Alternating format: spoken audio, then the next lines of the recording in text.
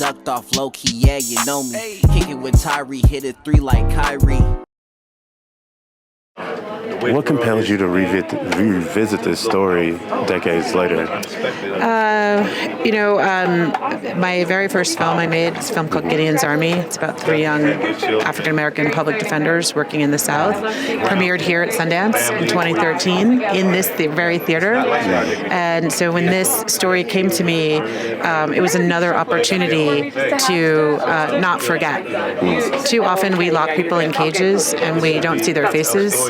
Too often those people are black and brown, and we are not doing right by them. And so having the opportunity to let them tell their story and to remind people, there before the grace of God go I. They are innocent and they were in jail for 36 years. We need to do better. They talked to me about how they made you guys earn their trust. What was something you did to earn their trust to make sure that they knew that you were going to tell the truth of their story and respect? Yeah, the very first thing is Ta-Nehisi Coates is our producer. He has a personal connection to the story in that he grew up in West Baltimore. But the first thing he did is he went to Baltimore and met with them. I was on Zoom. I couldn't get there physically. And we just had a conversation, no cameras. And they challenged us. And they said, are you able to tell the truth here? Are you able to do this for us? And I think we all always want to do our best, but when someone looks you in the eye and they've been so horribly wronged for decades, that just goes into your soul. And so none of us wanted to let them down, but I think there are really simple things that people forget. You look people in the eye, you shake their hands, you listen to them.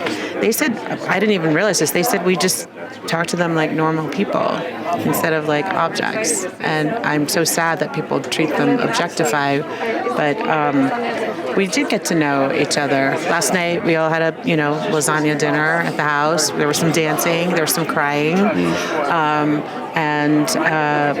We want them to know that we're just beginning. Sundance is our incredible launch, but we're going to take this film around the country until it premieres on HBO. And so hopefully no one will forget them ever again. Okay, that's lovely. One of my last questions is, what happens when the truth comes too late or after decades? It is heartbreaking that it has taken so long for their story to be heard, but I'm so gratified by the men that they are right now. I mean, they are laughing, they're joyful. We know that they're still all in therapy.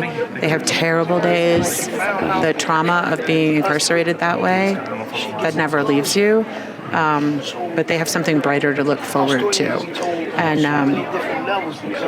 we all literally marvel all the time at how centered they are, how kind they are. They're comforting us when it gets too much. But really like their brotherhood and how they stick together. It's a rare and beautiful story. And it's a testament to who they are as people, and prison did not take that from them. Prison tries to dehumanize you. It makes you a number, not a name. You live in a cage. You're subject to the whim of whoever has the gun. And despite all of that, they did not lose the people that they are. And so that's really inspiring to me. I could deal with a little, abolish ICE. But we're all afraid.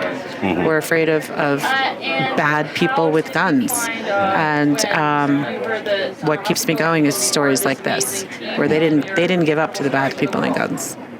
So I'm not going to either. Yeah, that's beautiful, actually. What question do you want the audience to sit with after finishing this film? I want people to think about how this happened. How did 3 innocent teenagers, where there were actual witnesses, multiple witnesses called the police and gave statements about the actual killer. The police suppressed those calls. They had telephone calls, which you will see in the film, of people saying, I saw so-and-so bragging about killing DeWitt. And yet they continued to just frame these children. Andrew Stewart was 15 years old, 16 years old. He was less than 100 pounds, 5 feet tall. He was a baby. you can't undo the harm. So we have to stop it from happening in the first place. Serve on juries. Vote in those elections for prosecutor. Who's ethical? Who's talking about listening to people and doing justice? Vote for those people. You know, in some jurisdictions, it takes 10,000 people to elect somebody. If we could, you probably know 10,000 people. You probably have 10,000 followers. If everybody who followed you voted for the right person, maybe the prosecutor doesn't bring charges that would not stand up. Vote. Show up. Don't give up. Don't be selfish. Like community, that's what kept them together, and it's what will keep all of us together.